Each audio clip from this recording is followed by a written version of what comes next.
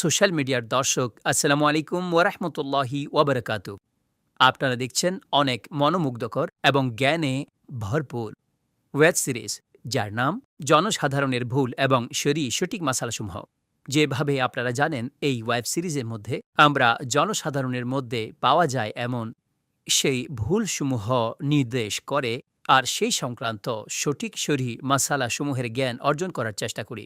মনে রাখবেন, ঈমান আনয়নের পরে সবচাইতে গুরুত্বপূর্ণ ইবাদত হল নামাজ। এ ব্যাপারে উপযুক্ত জ্ঞান অর্জন করা অনেক গুরুত্বপূর্ণ। আল্লাহ করিম আমাদেরকে ফরজ জ্ঞান শিখার আর ইলমে দ্বীনের মোহাব্বত অর্জন করার তৌফিক দান করুন। কেননা রসুলে মুকাররম সাল্লাল্লাহু তাআলা আলাইহি ওয়ালিহি ওয়াসাল্লাম ইরশাদ করেছেন, যে ব্যক্তি উযু করল যেভাবে করার হুকুম ছিল, আর নামাজ পড়ল যেভাবে পড়ার হুকুম ছিল, তো তার পূর্ববর্তী গুনাহসমূহ ক্ষমা করে দেওয়া হয়। এখানে দুটি বিষয় গুরুত্বপূর্ণ বলা হয়েছে, যে পবিত্রতাও সেভাবে যেভাবে হুকুম দেওয়া হয়েছে, আর নামাজও সেইভাবে পড়তে হবে যেভাবে হুকুম দেওয়া হয়েছে। তো আমাদের এই জন্য সমস্ত সেই ধরনের ভুলসমূহ থেকে নিজেকে বাঁচিয়ে যথাযথভাবে নিজেদের নামাজগুলো আদায় করতে হবে। দর্শক, নামাজের মধ্যে পাওয়া যাওয়া এমন কিছু ভুলসমূহ যার কারণে অনেক সময় তো নামাজই আদায় হয় না, ফরজও আদায় হয় না। আর কিছু ভুল এমন রয়েছে যে যার কারণে কিছু ওয়াজিব ছেড়ে দেওয়া আবশ্যকীয় হয়ে যায়।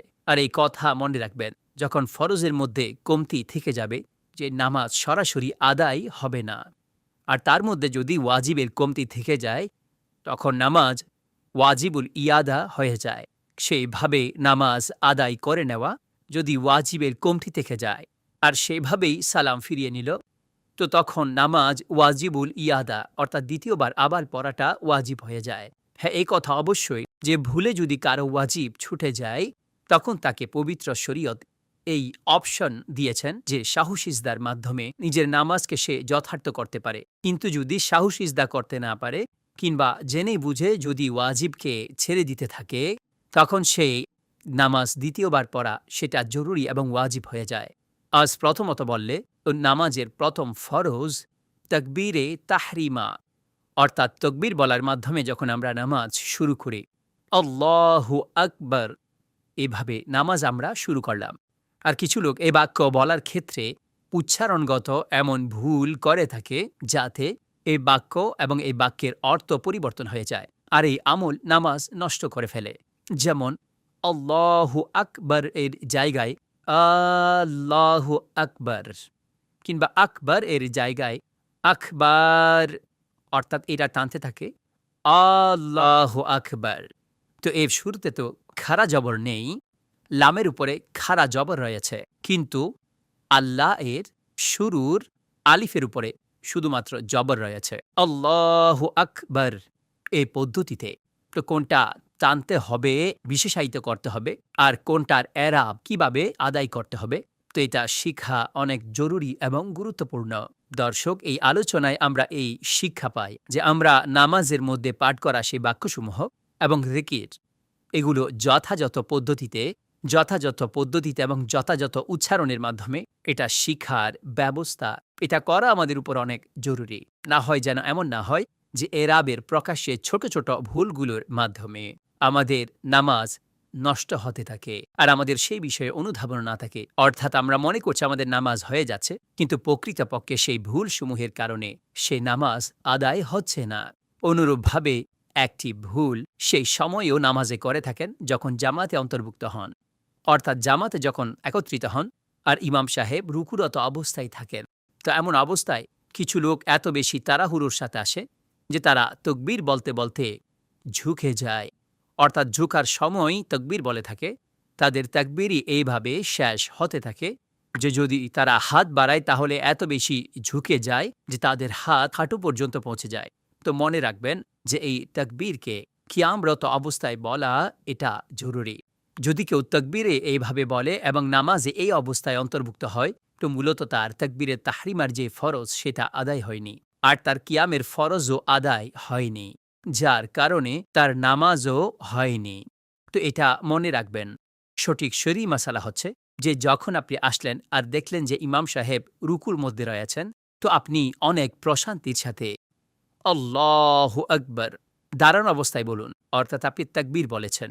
এখন এতে হাত বাঁধার প্রয়োজন নেই, কেননা ইমাম সাহেব রুকুর মধ্যে এখন আপনি আল্লাহু আকবার বলেছেন, তো আপনার তাকবীরে তাহরিমাও আদায় হয়ে গেছে, দাঁড়ানোর ফরজও আদায় হয়ে গেছে। এখন আল্লাহু আকবার বলে আপনি রুকুর সাথে অন্তর্ভুক্ত হয়ে যান।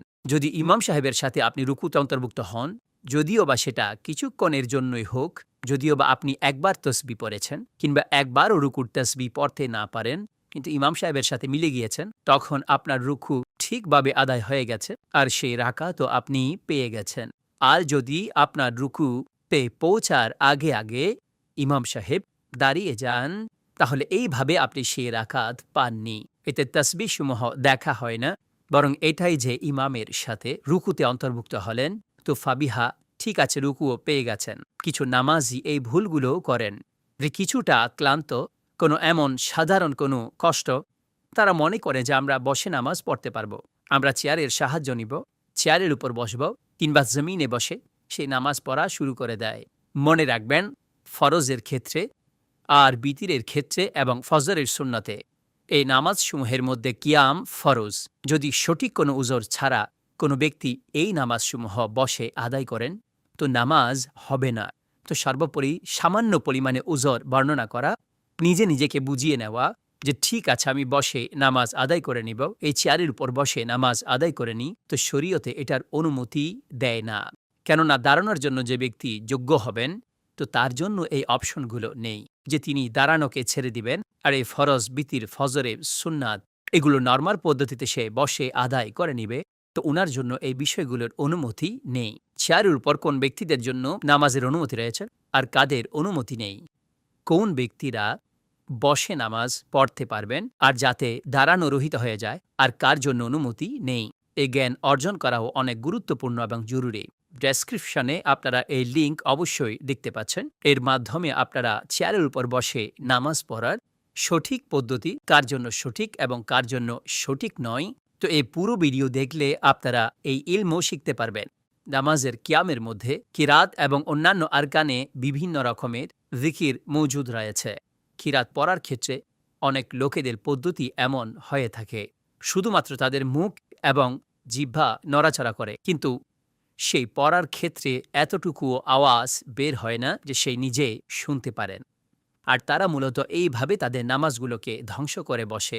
মনে রাখবেন, চুপিসারে পড়ার ক্ষেত্রেও এটা জরুরি যে নিজে শুনতে পাবেন, এই জন্য যেন হরফ সঠিকভাবে আদায় হয়, কিন্তু এতটুকু চুপিসারে যে নিজেই শুনেননি, আর কোনো বাধা, যেমন স্বরগুলো নেই যে যা শোনার ক্ষেত্রে বাধা হয়, তো এমন অবস্থায় বলা হবে যে সে পাঠই করেনি, কিরাতের সেই ফরজই তিনি আদায় করেননি। আর এটা মনে রাখবেন, আমরা যখনই কিরাতের ফরজের ব্যাপারে কথা বলবো আর যখনই কোথাও পড়ার কথা বলবো যে এটা পড়তে হবে, এটা দ্বারা উদ্দেশ্য শুধুমাত্র এটা নয় যে আমাদের ঠোঁট নড়াচড়া করবে আর আমাদের আওয়াজই বের হবে না। এতটুকু আওয়াজ অবশ্যই থাকতে হবে যে যদি কোনো শোরগোল কিংবা এমন কোনো বাধা না থাকে, তো আপনার কান যেন আপনার আওয়াজকে শুনে নেয়। এতটুকু আওয়াজ, এটাকে বলা হয় পড়া। তাসবিহও এতটুকু আওয়াজে।